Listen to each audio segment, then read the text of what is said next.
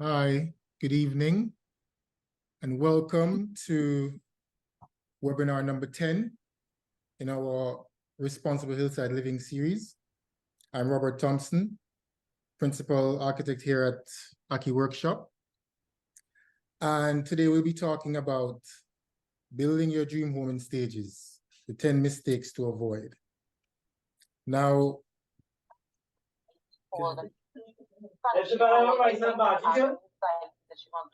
Rachel, could you mute? Yeah, I'm using. Okay. Now, buying land and building a house is one of the biggest investments we'll make in our lives. Most of us, the ones who choose to, the ones who are brave enough. And, if you choose to do that, it takes, a lot of courage and commitment to see it through till the end, however long that will be. And some people are able to do it all at once, while some people could do it over time. And, when you're doing it over time, there's a lot of things that could go wrong. So today we're going to talk about those things you can avoid on your journey to building your dream home over time. Now, the backdrop to our project, the backdrop to our talk will be a project in Jamaica designed by my friend and mentor, Richard Picart of XKR Consultants in Jamaica. Richard, you could say hi. He last minute decided he would come on and talk with us, which is amazing. Now, Villa Agave was designed in 2007. Yeah. And construction started on it in 2010, and it was moving ready in 2011. And it's been a work in progress ever since, right? So, with that said, it's always important for us to have a plan with projects like these. And if we don't have a plan, you can't readily change things, right? So it's easier to change a plan you have than a plan you don't have. So without any further delay, let's jump into the 10 mistakes to avoid. Mistake number 1, poor planning. Now, what happens with this is that, you start out, you decide, let me just start to build something. I have a idea of something that I want to do, but you may not have the money for an architect, or you may not believe in using an architect, and you just decide to start. And let's say you start your foundations and money run out, right? Then somebody comes in and they start to tell you what you did wrong. You start to kind of second guess yourself. By the time you save up more money, you don't know where to go, right? So that's one aspect of poor planning that you can avoid by, having a clear vision and having a plan for your design, right? Richard, any advice on this? Yeah, well, of course, this doing your own project and doing it so long ago, it kind of became the process I went through made me really understand what clients go through before starting to deal with it. Because this was way before we started a company or anything. So having gone through it, I know I can empathize with the process and what clients go through. For this, of course, I went overboard on this. I documented the whole thing. I have gigabytes of data on it, but I was able to filter it down, and that's what I use as the basis for everything.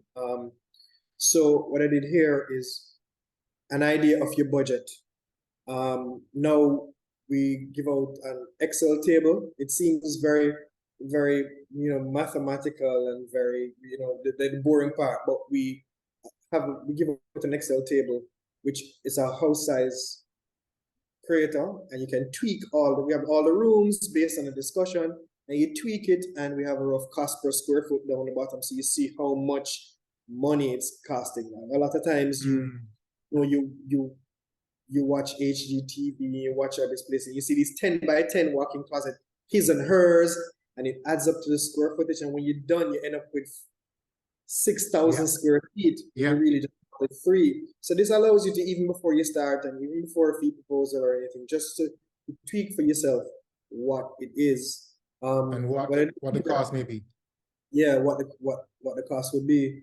What I did here was to plan it, and I decided that I was going to do a very well. Of course, you couldn't design a house as having lectured all these guys. I could not go. I had to go really, really hard. I mean, you had to think about the climate and all the tenets of architecture, good architecture. Yeah. So the house will be modular. That's one thing. So it'll be easy to make. I was going to build it simply.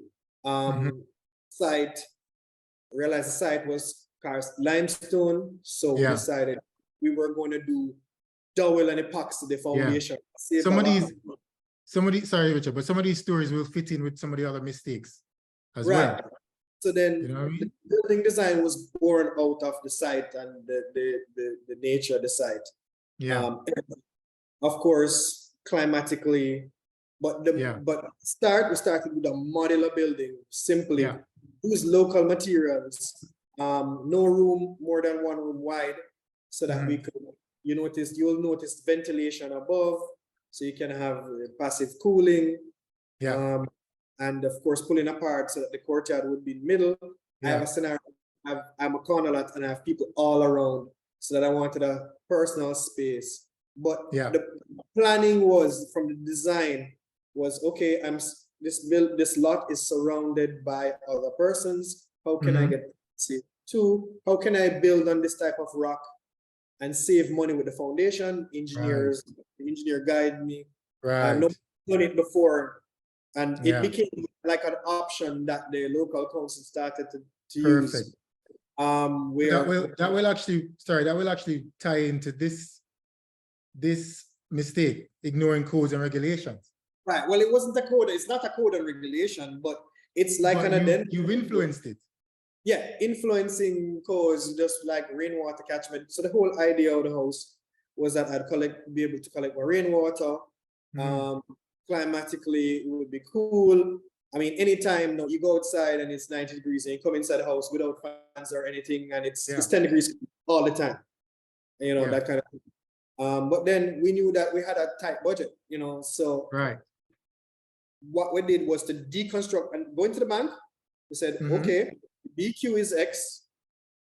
We are going to move in. We're borrowing this amount that we can afford.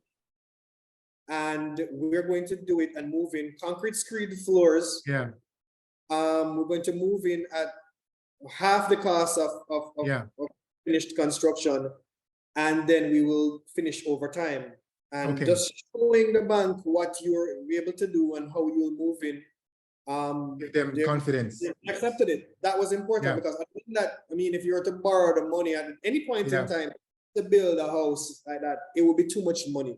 Most people will not be able to afford what your dream house would be. So how do you work it? And of course, in Jamaica, you see it everywhere. Somebody will start out year 1 with a 1-bedroom. So you've seen it, right?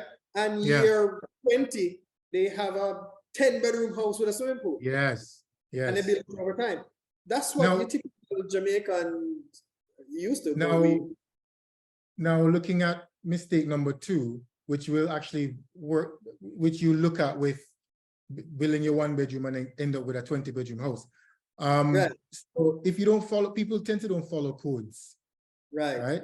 Now, if you're building by yourself as a layman, one thing you could do here in Trinidad is to make sure that you at least your ideas speak to a professional. If you can't do that, then you could actually purchase a small building code that the Bureau of Standards had produced, and that a builder could use to make sure that he's building according to at least that, right? Because what happens is that, let's say you start off, you build a single-story house, and then later on down the line, you want to go 3 stories above. You didn't factor in the weight of the. You didn't factor in the weight of all of that. So then that becomes an issue, and then regional corporation might come and stop you if you're building too close to the boundaries and so on and so forth, right? Any stories around, well, you didn't ignore codes, but any stories around But just to follow on it, wouldn't you though have okay, you're talking about somebody who is building without just building as they go, as opposed to having a design first and then building portions of the approved design going forward. That's typically what we're used to, because I mean, simply even the guy in Jamaica, even the guy who is just going to build something, he would have a draftsman or whoever. Yeah, do something, yeah. Whoever it is, draws an overall plan first, and then he'll build the rest of his life off that plan. And make his changes, of course, and it will look totally different. But typically, you get a full somebody who would have created a whole overall plan for you. You have a scenario where people just build just totally, but that's happening less and less. Okay, that's you're gonna get somebody to draw an overall plan for you, no matter, even if it's just a second-year student or somebody. Somebody is gonna draw it. Typically, you find somebody to draw a plan for you. right. But for in this instance, the building codes, I try to exceed all the building codes. Like, it stood out in my mind, hurricanes. So that prototype of my roof overhead, it's a steel frame, and instead of using your typical galvanized hurricane straps, I have a full steel frame where I have new brackets from flats that I put into all my rafters, and you'll see it. We have photographs of it. For water catchment is that all the roofs slope onto a concrete slab around the inner courtyard, and it can collect all my rainwater. For climatically, you have overhead windows, hot air rises, so you can flush. And on a still day, you can have mechanical, the fans, which I have. And how? And at what stage during construction? Like you had, what did you finish? You finished all of that in that first year? Yeah, to move in, what I had was all enclosure.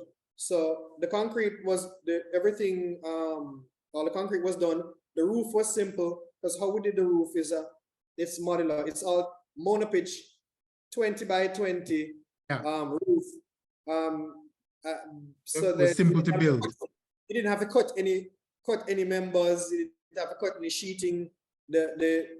And so on. It was totally modular to make sure that I didn't have to spend. So the roof went up in a week. Yeah. It was simple. That kind of thing.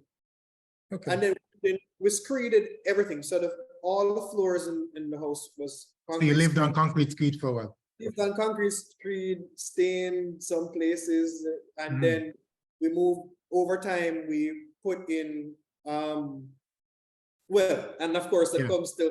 That'll segue into another thing about what not to skip on and what to skip on, but we moved in like that. Okay. All right, well, let's look at mistake number 3. Choosing the wrong contractor and builder. Now, I'm sure you went through quite a number of contractors while doing this job, right? Over time. Now, what happens is that if you don't have a decent vision, because you're building over time, you may end up using more than one contractors. And I mean, in the case of Trinidad, any contractor that follows another one is going to find all sorts of problems with what was done before. And what does that throws you into a tailspin as a client, because now the money you saved up to move forward, you're thinking you're gonna have to use to repair. So what you need to do is find a contractor who's sympathetic to what you've done and able to work with you to find solutions to move forward. And a key thing with choosing a contractor is look at their work before, not work completed, but work ongoing. Because anybody could put up a wall and plaster it and it look nice with some paint and it look nice, right? And you may not know the key help that he had on that project that maybe have moved on, and you don't have that help anymore. A lot of times is your number 2 when you're second in command and those guys who work with the crew. Do you have the same crew that you did when you executed that lovely project? Yes. Those guys moved on, That's a good one. All right. So mistake number 4. skimping on quality materials. So I know Oh, you yeah. have a story on this one. Yeah, well, I wanted to use Turkish travertine all through the house, and I didn't. I look at the cost and I was like, oh my God, I'm not gonna, that's a lot of money. So I used slate instead. I mean, the slate is all right, but it's not the travertine, and it's such a big ticket item. Mhm. The original idea was to use materials from site. So my stoneman has the saw that he could saw cut stone, Mhm. but can't have that having moved in. The dust. The dust, you couldn't have it with the dust. And I mean, my daughter and her sinus, Yeah. and it just, you'd have workmen through your house, and Right. it's such a slow custom job that he would Yeah. have been 6 months. God knows how long he would have taken. So I decided Right. to use other other materials. So I wanted travertine, of course, and I got slate for a quarter of the cost. But Yeah. I mean, I have to live. I'm basically living. I use the term living inside my own head. Yes. And I say, I mean, every day I say, you know, I should have done the travertine. And every time I see travertine, I'm like, I should have done the travertine, you know. But Yes. that wall that you're seeing in the courtyard, that's a feature wall where I had just started buying when I had sale. I would buy stuff, and I bought this travertine, and it's actually travertine pavers. It's like 1 inch Mhm. thick, but there was no space that was that small that I could use it for. So I decided to put it on a feature wall, Yeah. and it was a good call. It really looks lovely. I Yeah. did it as DIY. You'll see a photograph that I have a So- frangipani tree that has grown in block. But So, yeah. so Don't in your skip experience, in your experience though, what are the things you can try to be economical with? Well, I bought all my toilets were like the cheapest toilets from China possible. And I've changed out all of them. But when you think about it, when you added it up, believe it or not, 5 toilets could do, I mean, just things like that. All those fittings and so on. I skimped on all of that, and some things have surprisingly lasted. Like Mm. my tub filler. Yeah. Master bedroom. At the time, nobody had tub fillers in Jamaica. Right. One person had a hands grow tub filler. And Yeah. at the time, 10 years ago, it was like 1,200 US for it. Mhm. That's like what? 12 years ago? Yeah. Like, so I bought one on eBay, and it came for $200. And it's just make sure that it was brass fittings, and it's still there, it's still held up, and it's still working, that kind of thing. That's another So, tip. You could actually shop on eBay for stuff. yeah, I see people using Alibaba and all kind of things, Yeah. but just know that depending on what you can, some things you can change. Like those things, you don't have to buy all the latest fancy thing. Just get in the house, Yeah. and then you can change those out. I mean, you'll Okay. find that inflation soothes a lot of wounds. Yes. And just to, like, no, just get in. What I borrowed to build 10 years ago cannot buy a studio, not a 1 bedroom. Wow. Studio in Kingston now. Wow. Cannot. So Okay. the inflation, Wow. I always remembered what my parents told me about, they bought a house, and it was held to pay the mortgage, and then 10 Mhm. years time going, and the seller could pay off the Yeah. mortgage. One seller could pay it off. So just get in, and Yeah. then so big ticket Get in items, there. Mhm. don't skimp on it. Plan that you can fit in. So now I have Brazilian cherry on the floor. Yeah.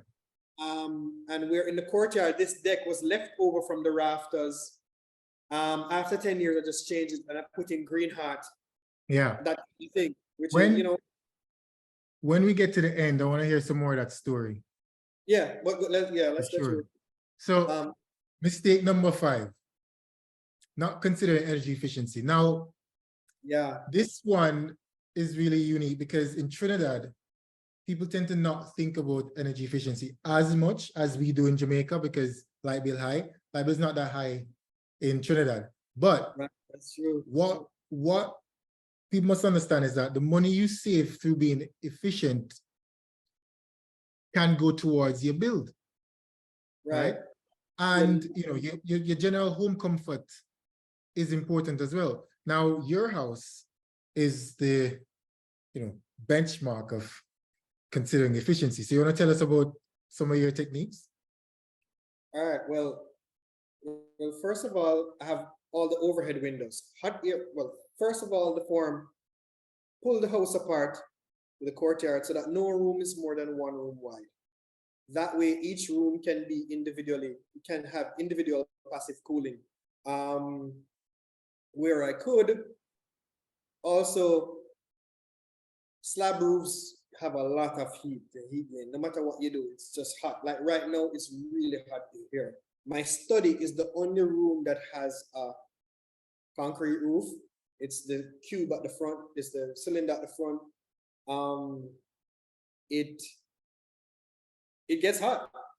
It's the one room that I wanted to AC. And of course, my idea of planning is that you have to have one room that has a slab.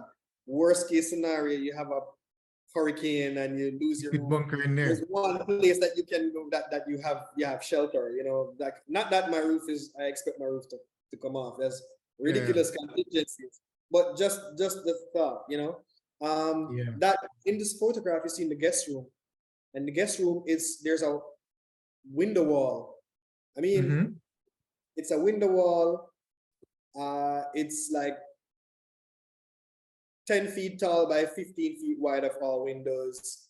It's cool all the time. When my mom comes up, stays, she loves it. It's cool. It's always cool.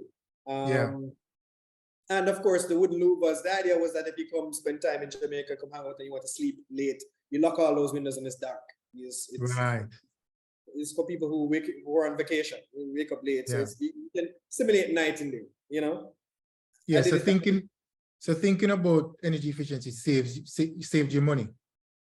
Yeah, and what a lot of people don't realize is that the energy costs will overrun the cost of the house during the lifetime of the life cycle of the house. True. If you have a house and you're running AC in Jamaica, you're gonna get hit with a bill by the end of, I mean, I see people with like ridiculous light bills. Wow. Like $100,000 just running AC all the time. I mean, not that it doesn't get hot, but if you can use passive cooling, even your mechanical cooling, if your fans extracting the air, that's better than the AC, you know? Yeah. Cool. Number 6, overspending on unnecessary features. Now, this is very subjective.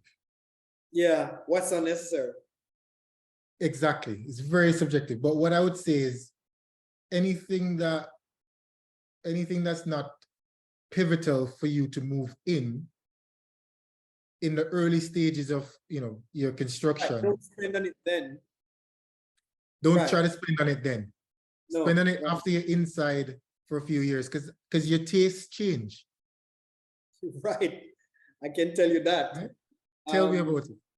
Yeah, well, looking back at the house, the design should be timeless, right? But even so, when you look back at what you thought was the latest craze, 10 years later, you realize that, oh, wow, you know. But to move in, I'll go back to the floors, the big ticket items. I knew that I really wanted nice floors, and it was expensive. And so the Brazilian cherry, that's why I used a finish that was okay enough to live on, but then I could change and put any material that I wanted on it. So you can have your base finish, and then you can put wood or stone or tile and so on afterwards. But you could make it move-in ready, and you could move in. And thanks to my wife for being understanding and dealing with me. And different partners will be different understanding and different requirements. Like my wife would be okay with certain things, but not with others. So she was okay We went over it though. The fittings and plumbing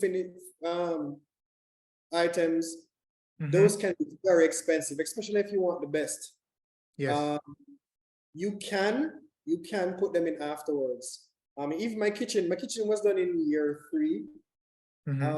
I got my carpenter to make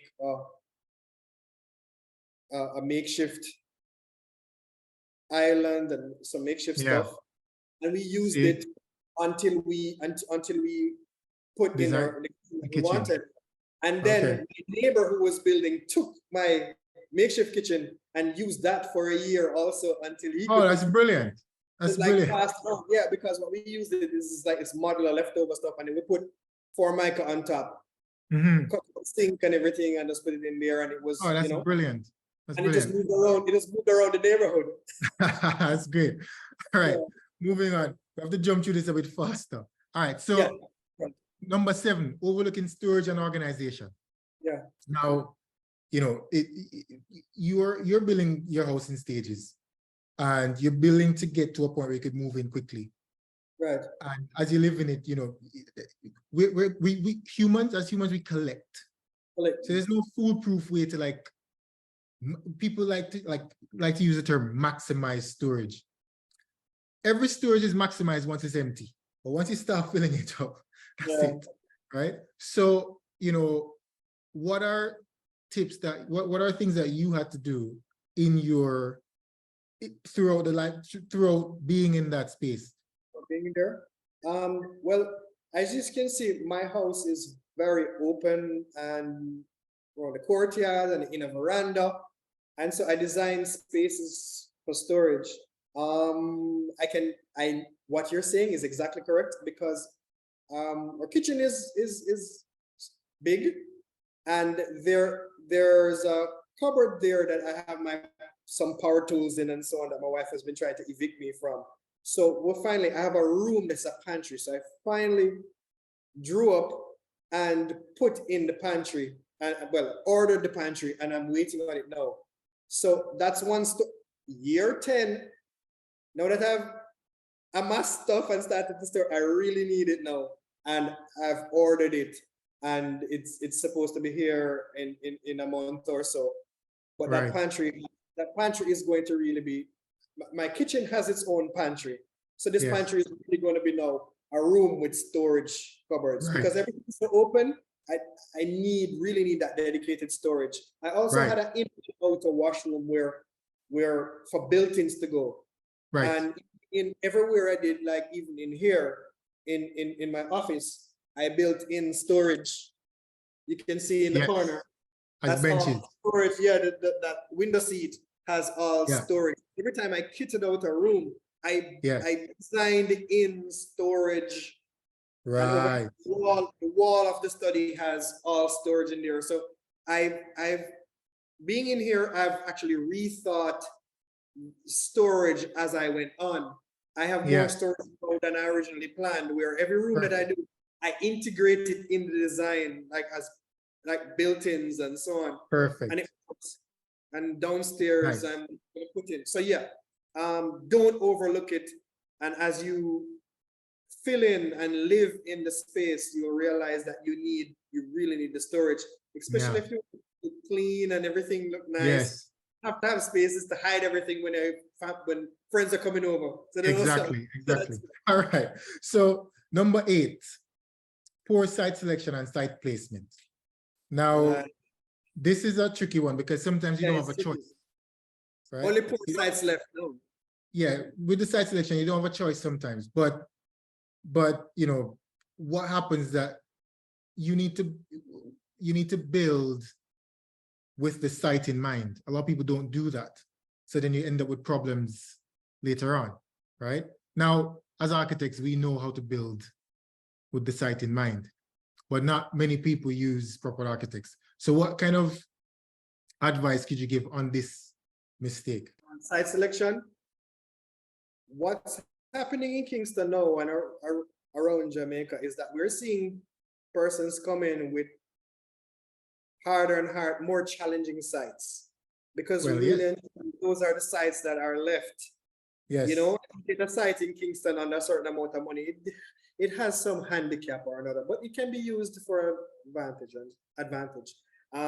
Sites around me, like across the road, the back of my site actually had a gully, like 15 Right. feet below the road. So as you see in this photograph, it went from a mound down to a gully on one side, and that's where I put my pit. Right. And now I have secondary parking around there. So I used it to my advantage, that poor site. So I built a retaining wall, and that's where all my sewage treatment is. So I didn't have to build. I could use it, put stuff in there, put in the sewage treatment system, and then cut from the site was put in there to fill it back up, to get it back to level. Right. So I used what could have been a disadvantage as an advantage. Right. But other issues are poor drainage on sites. I saw a client and I told him, do not. People have started calling before they purchase. Somebody came to me and there's a site up Stone Hill, and I said, nope, that gully is going to cause problems. If you look and you go talk to the little 80-year-old man who lives across the road, and he said, boy, you know, sir, as a boy, it flood up to my neck, and you know that, run. You know, always ask the local memory, the person who has lived there. Just Right. ask the man next door. Ask And them if what, it yes. flood, when that boy it flood, you know that 100-year or that 50-year is gonna come, or that hurricane blow it down. Just ask the Yes. people in the area. You don't need rocket science sometimes. You just ask the layman, ask the little man who has lived there forever, and he'll Yes. tell you what issues are with your site, you know? Nice. That's excellent And advice. this is the- All right. Number 9, not considering future needs. So now, you know, for instance, you know, aging in place, you know, your Right. mobility when you start might not be the same when you're, you know, Exactly. down the road. So And also kids grow up, kids grow up. right? Agreed. And then kids also leave. Yeah. So now you get older, and now the house is now, you know, it wasn't planned to expand and contract.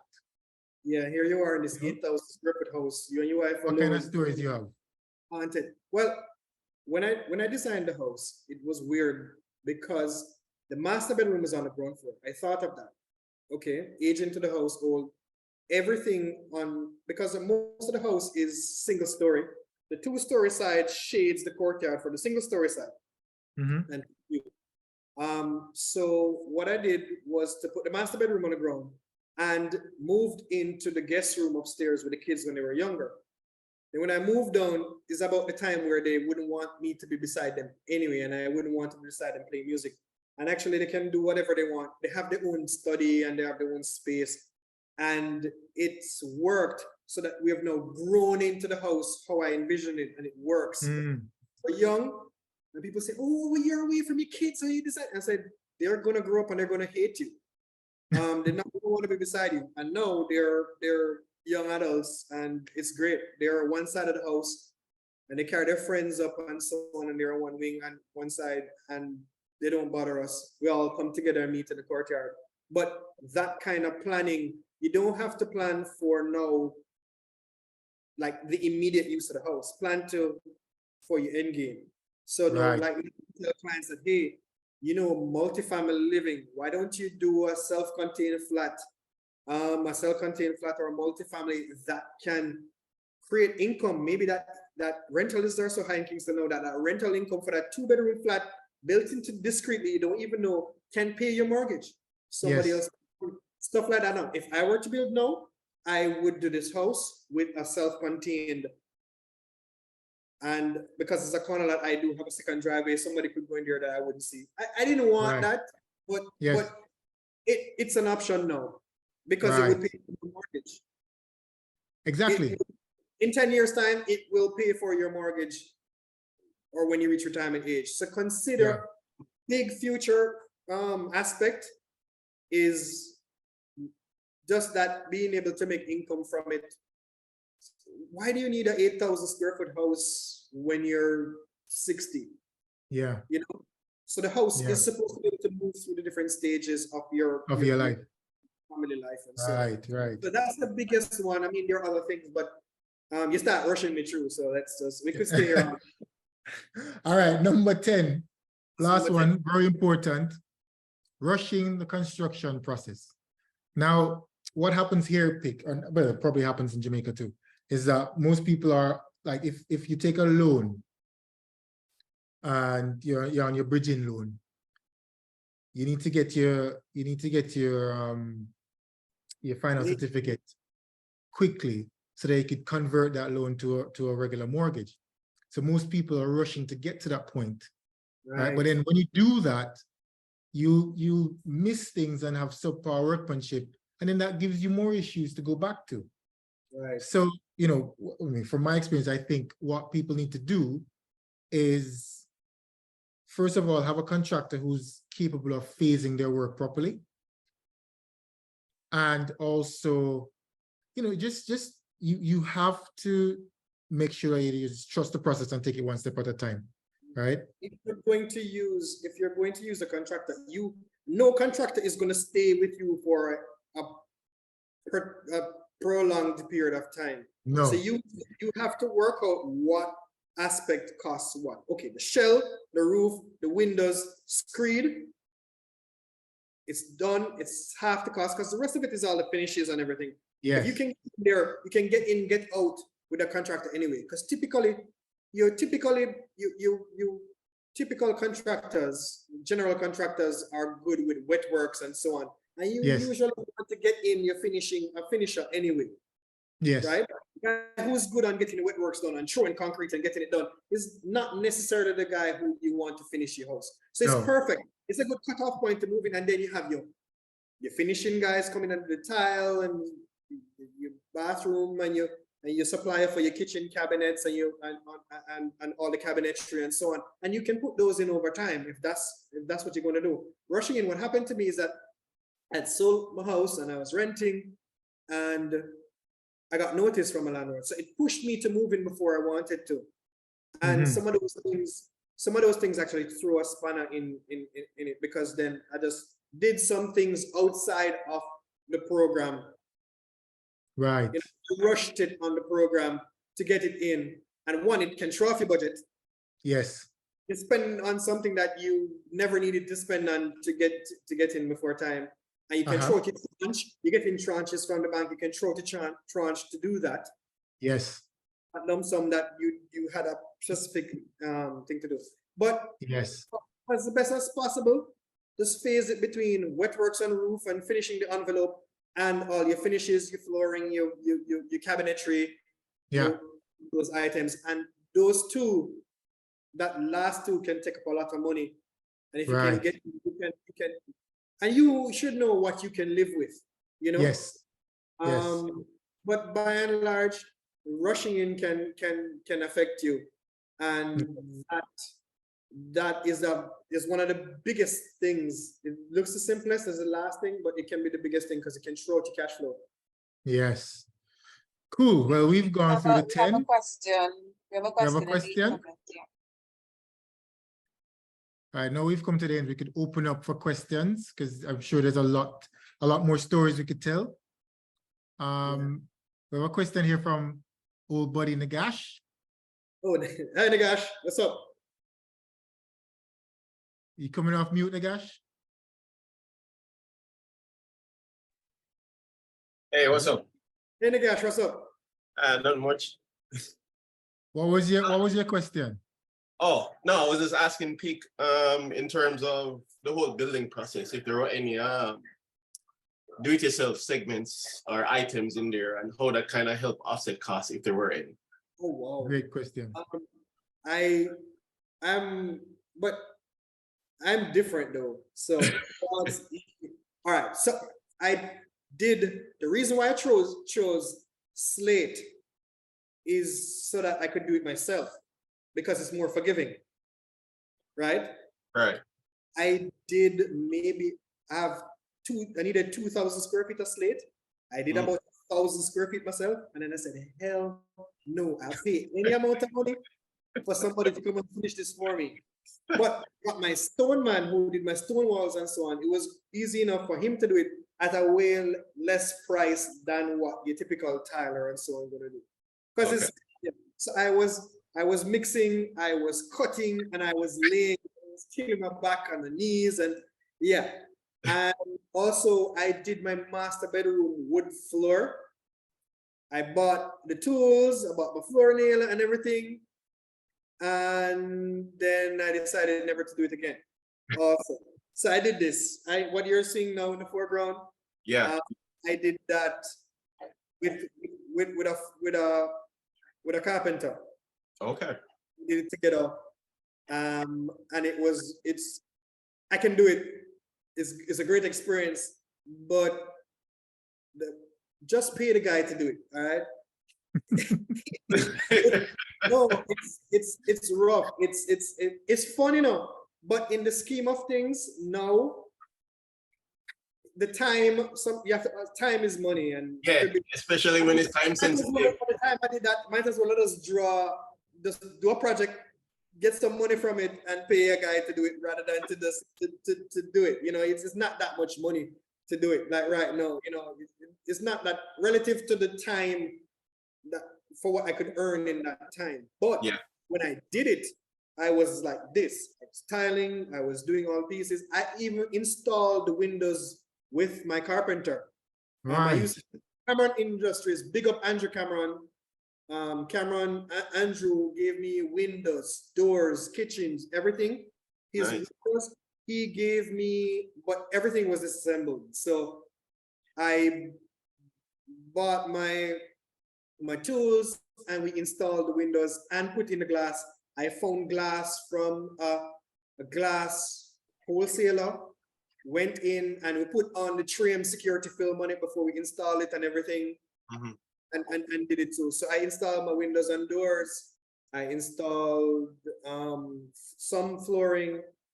And then those flooring guys actually became some of my workers. So then I got it Right. for a good. Nice. Everybody who worked in the house became my friend because I actually carried the credit union to come and I'll give them bank accounts and everything so that they would so I wouldn't have to be dealing with all this cash. Yeah. Yeah.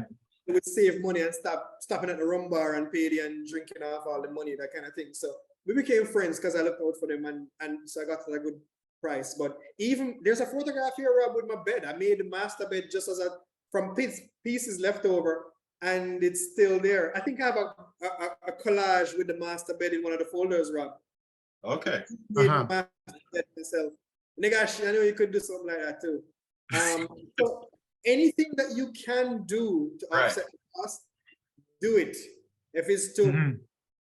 if it's to mix some cement and build a manhole, like I bought the cost to hire a jackhammer. And a compressor and a jackhammer was so much, it would be like $1 million to cut the trenches in Wow. rock and so on. And I bought the biggest electric hammer I could find and wrecked it. Mhm. It was like $120,000 when but I wrecked it. When I carried it back to the dealer, they said, Mr. Picart, what have you been doing with this? Because after like a month.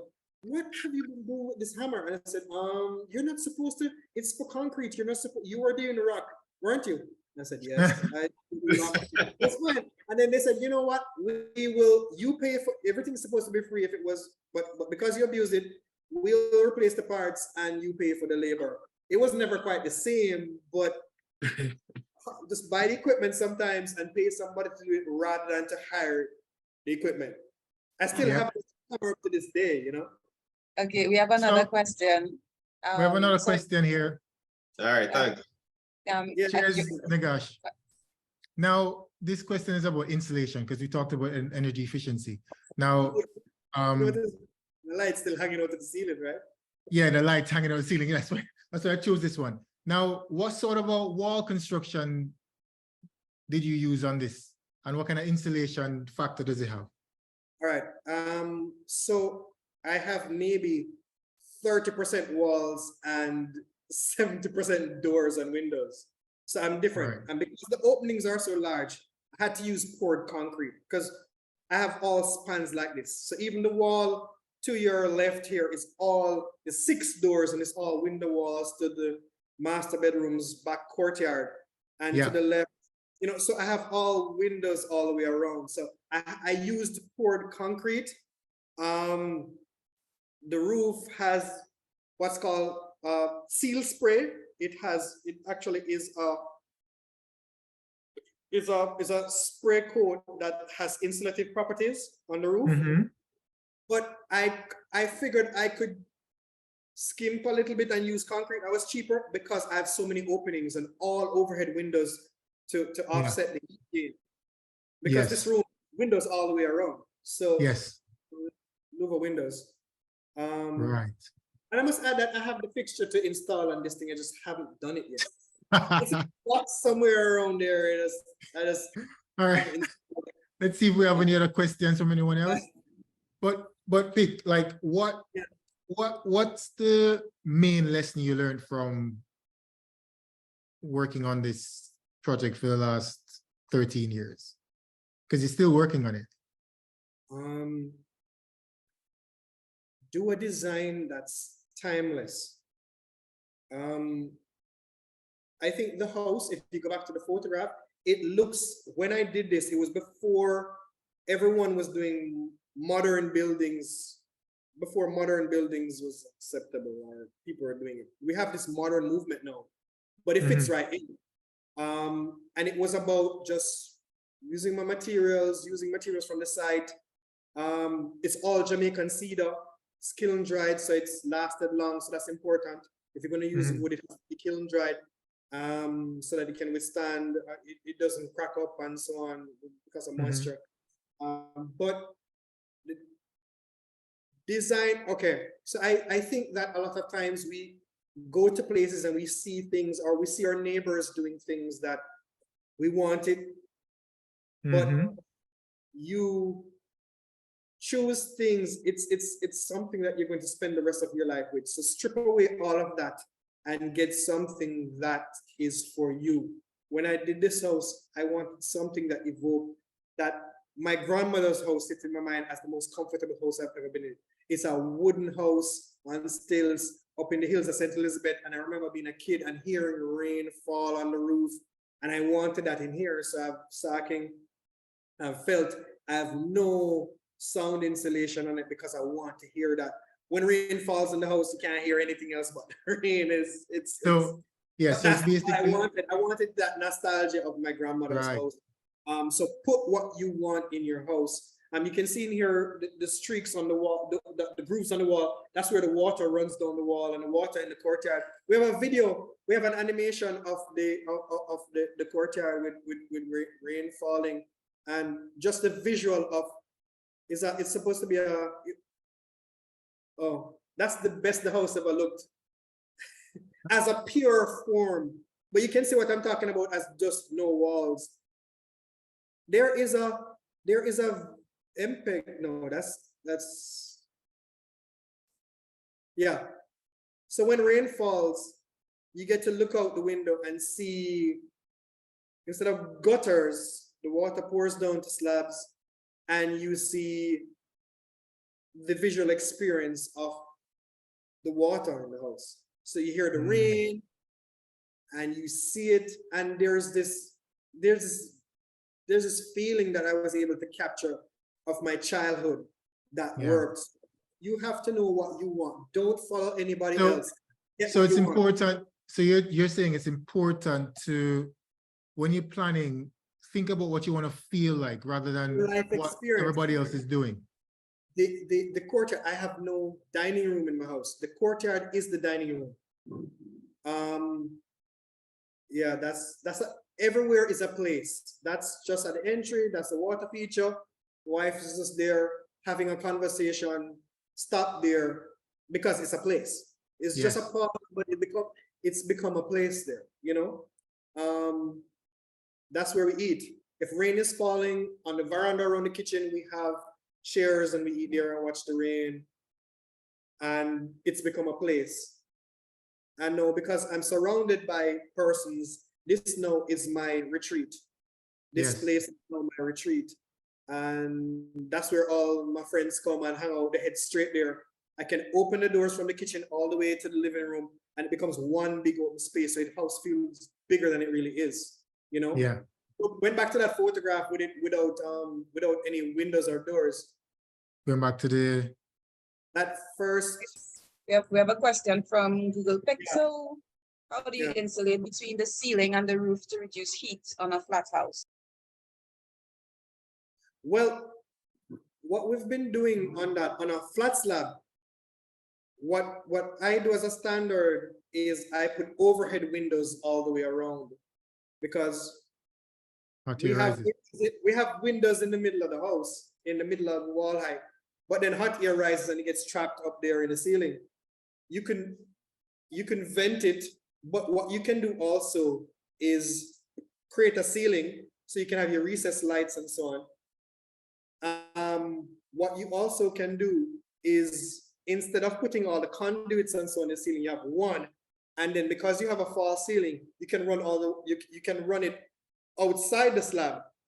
And because of how workmen are, if you're doing it over time, it actually is more forgiving. If you make any mistakes, you have to chop out the slab and do all other Yes. things. You work with the ceiling, you can put it in after. It is forgiving. You can put in your wires after, and it also insulates that slab. So it could be dual. Yes. You could have that ceiling, and you could put your overhead windows so that you can vent. So the twofold. That's what I would do. Okay, So so you're I saying- think the person clarified a normal steel roof with galvanized, not a slab ceiling. So I don't know if Oh. that's a bit different. Well, with a normal steel roof with galvanized, you could use a bubble insulation between your sheeting and rafters, and that would take care of the heat gain. Yeah, can you use a rigid insulation? Do you use You the could also insulation? use rigid insulation as well. There are many different types of insulation that you can use. Just put in an insulation in there. Whatever you can find will work. But it's amplified when you can vent at the top level, as you're seeing there. Yes, In mind. It also helps because all the hot air escapes through there. from there. And you have a ceiling fan, and it moves the air and it pulls it out, and it creates an induction that just naturally pulls the heat out of the house. That's what it's like. It's passive cooling techniques. Passive cooling. Oh, so this is just the process of the courtyard. That's the courtyard over time. And that's before the travertine. Yeah, we started out with grass, and the grass couldn't work because we use it so much it started killing the grass. Right. So we changed it, and it morphed into what you see in the other final photographs. Which is this one. I thought I put a photograph. In there. No, I think, yeah, you do have a photograph in here. Well, of course, that's All right. Any other questions? that doesn't show you the surrounding around it, but it's actually flagstones Uh-huh. with ziza growing in between. Right. And then That's you Oh, building it. oh, that's it. So I get excited about things. Anybody who knows me knows I get that. So I did when we did the master bedroom, I said had to move in. So I just built a bed, and I designed it, built it so that it would be disassemblable, so I could pull it back apart and put it in the bedroom, and it's still there. I Perfect. have bought another bed. The intention was to. I haven't gotten around to doing it yet, so yeah. But it was a good Nice. DIY. Yeah. Those are little things that used to save money. Yeah. Now let me come back to this. So, any other questions? If you want to put an attic for storage consideration, will that affect the foundation structure? Should it be done in a flat house? Now, an attic wouldn't really affect, an attic for storage wouldn't affect your structure because that's not taking any heavy loads. It's just, it's or a loft. Domestic storage. Hopefully, you're not storing all Yeah, like tons, files from 10 like, tons of files from your things. workplace at home. But typically, the loads aren't going to be so crazy that you have to worry about it. That's something that can fit, and you can do your structure. We have another one here. What documents should a contractor provide before beginning? Well, they could do if the contractor has those documents, they could do a profile. They could do a company profile that shows their work and shows like maybe referrals that you could speak to, other people that you could speak to. And it's good to look at their finances as well. If it's a contractor who's going to be kind of funding aspects of the project. What I did, Rob, for this is I used a cost plus fixed fee management contract. Can you explain what that is? So it's a management contract really, because we're professionals in the industry and we understand. I mean, I can go there and manage it myself. It's just time is the issue. It was just a management contract where it was paid a fixed fee to bring the project home. And then if you do that, you get a bonus. But what it was is like sometimes you can do a materials and labor, so that then you provide, if you want to keep control over it, or you have a family member who has a hardware store, you have links with it, you can buy your material. Because when you use a contractor, he does it as a regular contract, they have markups, Profits and overhead. Profits and overhead and profit and attendance and so on. But if it's a management, if you know enough about construction and you do a management contract, you can control and buy your own materials, get your own discounts, and he just provides labor. Yeah. Depending on your skill set. Whereas if it's a second house, we're working with clients, so they're doing the second house, and yeah, I mean they understand it. Trust me, after you've built one house, you know what not to do. Yeah. Never forget Yeah. it. So you can cost plus fixed fee management contract. You can have a lawyer write up, but always get a contract. Yeah. No matter who, if it's a family member, if it's your friend and so on. Always have a contract. Just get a contract. Is money. It's your hard-earned money. Do a contract. Just do it. Just make sure you do it. Well, that's a great final word to end with. Always get a contract. Now, if you have any other questions, you could always feel free to message me. I could pass it on to Pick, or I could answer it myself. And if any of you are planning to build, you could always contact us for a free consultation. We could talk to you about your vision and see how we could guide you. But thank you, Pick, for deciding to come on. It was great conversation. And I can't wait to come and see. I can't wait to come and see that house. You're the first person I've never had a conversation with anybody about it. I'm kind of private, so but it was fun. It was fun coming on and so on. And there are a lot of other stories about building. Hey, you know what you should leave on the shoes folder. Let's leave the shoe folder. So this is what happens when you build your own house. And we'll leave you with this. When Rob asked me to send him images, I sent him a funny story about shoes. So every time I went on site, this happened. 1 dead shoe, 2 dead shoes, 3, 4, 5, and those are the ones I took. Over the process of construction, I would wreck every shoe. First is what we call the karst limestone, what we call crank rock in Jamaica. It rips up shoes, and then you put cement, you get involved, you take off your shirt, you get involved, and you wreck another shoe. And I think when I was done, I had maybe 8 pairs of shoes were done, because every time I'd come from work, I'd find something to do or some emergency that I'll throw down, and this would happen. So just so you know, I thought that was an interesting thing to leave on. It's not only about the house itself, it's about that experience building one of your biggest dreams that you can have, so all of those memories. Yes. 10 years after I found this folder and I was chuckling about it, and I said I had to show this as a part of it too, because it's part of the whole experience.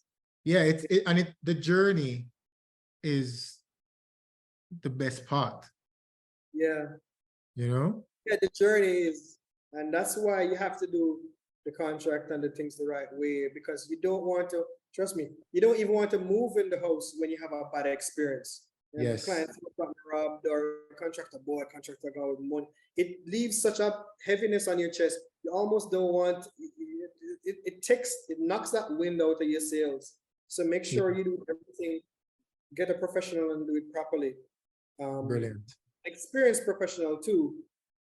Mhm. Yeah. Great advice, Pick. Yeah. Thank you, thank you, thank you. And again, we'll link up again soon. Yeah. Everybody, thank you for joining us, and we'll see you at the next one. Yeah. What's the next one going to be, Rob? You decided yet? I don't know yet. All right, cool. Bye. Bye.